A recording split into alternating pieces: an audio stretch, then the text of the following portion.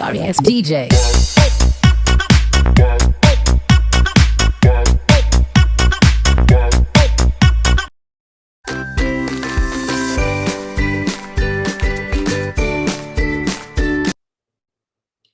Assalamualaikum warahmatullahi wabarakatuh. Waalaikumsalam warahmatullahi wabarakatuh. Halo semuanya. Bagaimana kabarnya hari ini? Baik, Bu.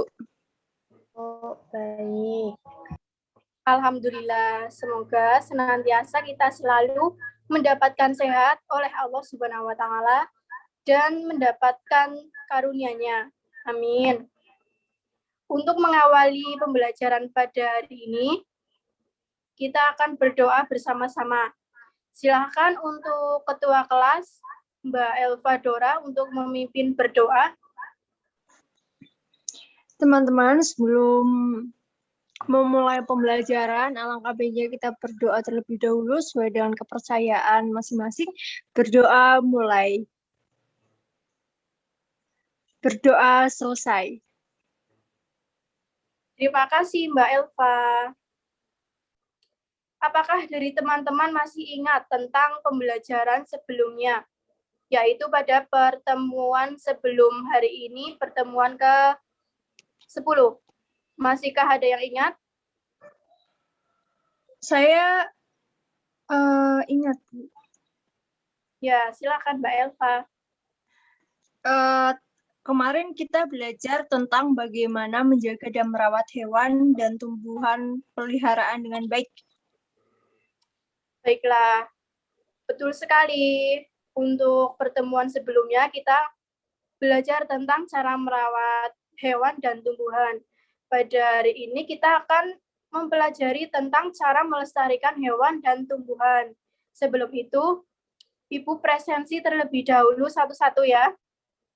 Mungkin ada beberapa dari kalian yang masih belum gabung ke Zoom meeting kali ini. Jadi Ibu presensi terlebih dahulu. Untuk yang pertama, Muhammad Farhan Naufal, apakah ada? Baiklah, mungkin masih dalam sinyalnya buruk ya. Kemudian selanjutnya Desi Widiantingrum. Aktif, Bu. Selanjutnya Septi Sabiti Mahanani. Oke, mungkin sinyalnya juga buruk. Selanjutnya Elva Dora Puspitasari. Hadir, Bu. Normalita Fitriani. Mbak Normalita. Oke, selanjutnya Ara Kunantin. Hadir, Ibu. Baik. Mungkin ada beberapa dari kalian yang masih jaringannya jelek, nggak apa-apa. Nanti Ibu kasih link Google Form untuk presensi lagi di WAG. Kegiatan belajar hari ini kita akan mempelajari tema 1, yaitu selamatkan makhluk hidup, dan subtema ketiga, ayo selamatkan hewan dan tumbuhan. Pembelajaran ketiga, yaitu muatan pelajaran IPA dan Bahasa Indonesia. Sebelum itu, Ibu akan menampilkan video pembelajaran pada hari ini. Silakan untuk diamati dengan baik. Tahukah kalian mengapa kita diminta untuk melestarikan hewan dan tumbuhan? Ya, jawabannya adalah untuk menjaga keseimbangan ekosistem di bumi. Seperti yang kita tahu bahwa bumi ini keadaannya sedang tidak baik-baik saja, ditandai dengan hilangnya habitat satwa dan terancam punah. Apa sih yang menyebabkan rusaknya keseimbangan ekosistem di bumi sekarang ini? Yang pertama karena faktor alam, dan yang kedua karena faktor manusia. Faktor alam disebabkan oleh bencana alam seperti gempa bumi, gunung meletus, tsunami, cuaca ekstrim, dan sebagainya. Sedangkan faktor manusia disebabkan oleh perbuatan manusia yang tidak bertanggung jawab seperti penebangan hutan secara liar, perburuan hewan, penggunaan kendaraan bermotor, penggunaan pestisida dan pupuk kimia berlebihan, serta pembuangan limbah dan sampah yang tidak semestinya. Itulah alasan mengapa kita sangat perlu mengupayakan pelestarian hewan dan tumbuhan. Setelah kita melihat video pembelajaran secara bersama-sama, adakah yang mau menarik kesimpulan dari video yang telah kita lihat?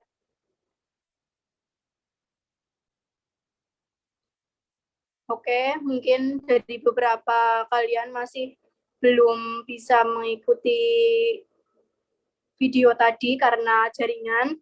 Baiklah, kesimpulan dari video pembelajaran tadi adalah tentang pelestarian hewan dan tumbuhan. Pelestarian hewan dan tumbuhan adalah salah satu tanggung jawab manusia agar keanekaragaman hewan dan tumbuhan tetap terjaga dan mempertahankan ekosistem dan sumber pangan. Selanjutnya, Ibu akan menampilkan PowerPoint materi tentang cara pelestarian hewan dan tumbuhan. Tanggapanmu mengenai gambar di samping. Ayo, ada yang tahu apa gambar pada layar? Kebakaran hutan, Bu. Betul sekali. Betul sekali, gambar tersebut merupakan gambar kebakaran hutan. Ada yang tahu apa sih penyebab kebakaran hutan? Saya, Bu, Oke, silakan Mbak Septi. membuang puntung rokok sembarangan, marah yang jangan, penebangan hutan sembarangan. Betul. Penyebab dari kebakaran hutan adalah menebang pohon sembarangan secara bebas dan tidak melakukan tebang pilih, kemudian membuang puntung rokok sembarangan, terutama di hutan. Oke, dengan penyebab kebakaran tersebut, maka akan mengakibatkan hewan dan tumbuhan akan semakin berkurang dan punah. Lalu, hewan dan tumbuhan yang hampir punah. Hewan dan tumbuhan akan sangat berarti bagi kehidupan manusia apabila digunakan dengan cara yang bijak dan benar. Pemanfaatan hewan dapat berupa daging, bulu, kulit, gading, dan tenaganya. Sedangkan pemanfaatan terhadap tumbuhan bisa dimanfaatkan pada bagian akar, batang, ranting, buah, dan bunga, dan juga pada daunnya. Lalu, apa saja contoh hewan yang dapat kita manfaatkan dagingnya? Contohnya apa? Mbak Desi? Contoh hewan yang dapat kita manfaatkan dagingnya. Ayam, Bu. Sapi, Bu. Ya, betul. Betul, ayam, sapi, kambing, dan lain sebagainya. Kemudian untuk bulu, misalnya bulu bebek atau endok, itu bisa dijadikan box untuk bulu tangkis. Kulit, semisal untuk kulit buaya maupun kulit ular, dapat dijadikan sebagai tas maupun sepatu, dan sebagainya. Selanjutnya, beberapa contoh hewan dan tumbuhan yang hampir punah. Hewan yang hampir punah di Indonesia, badak bercula 1, kemudian harimau Sumatera, burung cendrawasih, komodo, orangutan, anoa, dan burung kasuari. Untuk tumbuhan yang sudah hampir punah di Indonesia seperti Rafflesia arnoldi, bunga bangkai, kayu cendana, anggrek hitam, dan buah merah. Oke. Next, cara melestarikan hewan dan tumbuhan. Pelestarian hewan. Tindakan pelestarian hewan yang bisa dilakukan adalah dengan cara berikut ini. Yang pertama, pembuatan cagar alam dan suaka marga satwa. Kemudian yang kedua, pembuatan undang-undang perburuan. Dan yang ketiga, pembuatan tangga ikan di daerah-daerah perairan sungai. Pembuatan cagar alam dan suaka marga satwa. Suaka marga satwa adalah suatu kawasan suaka alam yang memiliki ciri khas yang berupa keanekaragaman dan atau keunikan dari jenis satwa yang untuk kelangsungan hidupnya bisa dilakukan dengan pembinaan terhadap habitatnya. Kemudian untuk pembuatan undang-undang perburuan dapat dilakukan untuk mengatur tentang larangan perburuan. Tujuannya adalah untuk melindungi bermacam jenis hewan karena terancam dari kepunahan. Yang ketiga, pembuatan tangga ikan di daerah-daerah perairan sungai. Tujuannya adalah untuk melindungi dan meningkatkan populasi ikan. Untuk next, pelestarian tumbuhan. Adakah yang mau membantu Ibu untuk membacakan teks pada layar? Silakan Mbak Desi. Baik, Bu. Pelestarian tumbuhan. Tindakan pelestarian tumbuhan yang dapat dilakukan antara lain tebang pilih, reboisasi, dan cagar alam. Terima kasih Mbak Desi.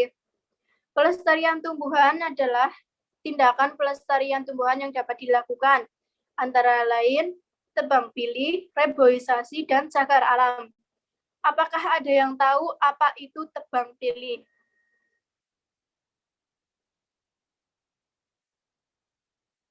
Oke, mungkin belum ada yang tahu, Ibu jelaskan terlebih dahulu.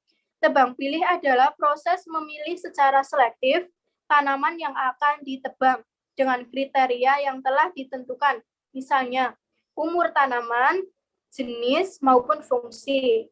Kemudian yang kedua, reboisasi. Reboisasi adalah suatu tindakan penghijauan kembali terhadap hutan yang telah gundul, sehingga kerusakan hutan dapat diperbaiki. Kemudian yang ketiga yaitu cagar alam. Tindakan yang dibuat guna melindungi tumbuhan tertentu terhadap kerusakan, misalnya karena penebangan secara liar, perubahan lingkungan, dan disebabkan karena serangan hama.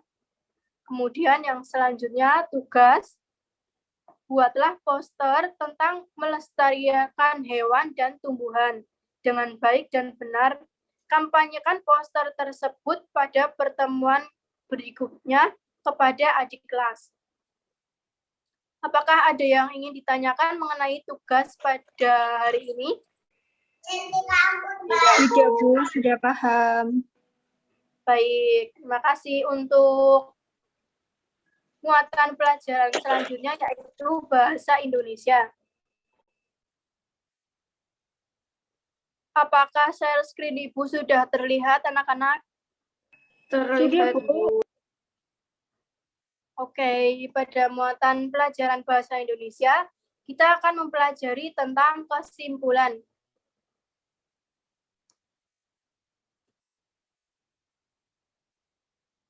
Apa yang dimaksud dengan kesimpulan? Apakah ada yang tahu apa itu kesimpulan? Silakan. Kesimpulan itu inti dari suatu hal, kalimat, atau paragraf, Bu. Ya, betul sekali apa yang disampaikan oleh Mbak Elva. Jadi, kesimpulan adalah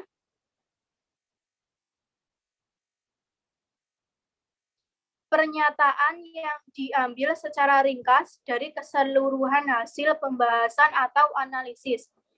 Kesimpulan adalah suatu prosesi atau kalimat yang disampaikan, yang diambil dari beberapa premis atau ide pemikiran dengan aturan-aturan inferensi yang berlaku. Kemudian selanjutnya, ciri-ciri kesimpulan yang baik dan benar. Apakah ada yang ingin membantu Ibu untuk membacakan teks tersebut? Saya, Mbak Ara? Oh, Mbak Elva. Silakan Mbak Elva. Ciri-ciri kesimpulan yang baik dan benar. Yang pertama, ada pesan yang ingin disampaikan kepada pembaca. 2, menggunakan bahasa yang baik dan benar sesuai kosakata.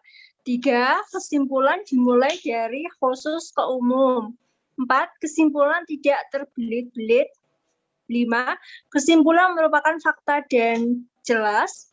6, dibuat dari ide pokok dan informasi penting dari kalimat penjelas. Baik, terima kasih Mbak Elva. Ciri-ciri kesimpulan yang baik dan benar. 1, ada pesan yang ingin disampaikan kepada pembaca. Jadi kesimpulan adalah ciri-cirinya salah satunya ada pesan yang ingin disampaikan kepada pembaca. Contohnya pesannya seperti mengajak untuk membuang sampah pada tempatnya maupun yang lain. Kemudian yang kedua, menggunakan bahasa yang baik dan benar sesuai kosakata baku. Yang ketiga, kesimpulan dimulai dari khusus ke umum. Kemudian tidak menggunakan bahasa yang berbelit-belit. Kesimpulan merupakan fakta dan jelas, dibuat dari ide pokok dan informasi penting dari kalimat penjelas. Selanjutnya, langkah-langkah membuat kesimpulan. Yang pertama, bacalah teks bacaan secara teliti. Yang kedua, temukanlah kalimat utama di dalam setiap paragraf. Yang ketiga, setelah menemukan kalimat utama, temukanlah ide pokok di setiap paragraf. Yang keempat, setelah itu, coba perhatikan kalimat penjelas dan tentukanlah informasi penting dari kalimat penjelas di setiap paragraf. Susunlah ide pokok dan informasi penting dari kalimat penjelas menjadi kesimpulan dari setiap paragraf. Yang keenam, yang terakhir, rangkai semua kesimpulan dari setiap paragraf menjadi sebuah kesimpulan dari bacaan yang kita baca. Baik, selanjutnya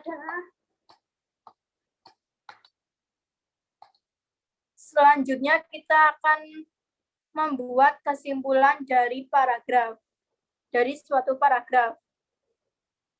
Baiklah, silakan Mbak Desi untuk membacakan salah satu paragraf yang sudah ada. Baik, Bu. Dari Silakan, yang Mbak Desi. buatlah kesimpulan ini kan, Bu? Ya, betul. Buatlah kesimpulan pada paragraf berikut. Acara tahun baru selalu dirayakan dengan meriah. Acara tahun baru tersebut biasanya diselenggarakan di lapangan terbuka dengan menggelar konser dan menyalakan kembang api. Banyak orang-orang yang datang ke lapangan untuk merayakan tahun baru bersama. Namun, kemeriahan tahun baru tersebut tidak diimbangi dengan kesadaran para pengunjung untuk menjaga kebersihan lapangan. Akibatnya, banyak sampah yang tertinggal setelah perayaan tahun baru tersebut. Baik. Setelah kita mengetahui tentang paragraf yang sudah dibacakan oleh Mbak Desi, apakah ada yang mau membuat kesimpulan dari paragraf tersebut? Silakan Mbak Nurmalita mungkin. Baik, Bu. Dari kesimpulan pada paragraf yang sudah dibacakan Mbak Desi tadi, yaitu kesimpulannya kemeriahan acara tahun baru mengakibatkan lingkungan kotor karena banyak sampah yang tertinggal. Baik, kesimpulan yang sudah Mbak Nurmalita buat itu sudah benar. Kalimat utama paragraf pada bacaan tersebut terletak di kalimat pertama, yakni acara tahun baru selalu dirayakan dengan meriah. Sementara itu, kalimat simpulan berada di akhir paragraf, yakni akibatnya banyak sampah yang tertinggal setelah perayaan tahun baru tersebut. Kalimat simpulan dapat dibentuk dari penggabungan dua kalimat tersebut, yaitu menjadi kemeriahan acara tahun baru mengakibatkan lingkungan kotor karena banyak sampah yang tertinggal. Apakah dari sini ada yang ingin ditanyakan? Belum. Tidak, Bu. Jika tidak, maka cukup sekian saja ya pembelajaran pada hari ini. Tugasnya jangan lupa yaitu membuat poster tentang cara melestarikan hewan dan tumbuhan, lalu pada minggu berikutnya untuk dikampanyekan kepada adik kelas. Untuk kesimpulan pada hari ini, kita telah mempelajari tentang cara melestarikan hewan dan tumbuhan, dan mempelajari tentang kesimpulan dan membuat kesimpulan. Apabila tidak ada yang ingin ditanyakan, Ibu cukup sekian. Apabila ada kesalahan, Ibu mohon maaf. Wassalamualaikum warahmatullahi wabarakatuh. Waalaikumsalam. Assalamualaikum warahmatullahi wabarakatuh.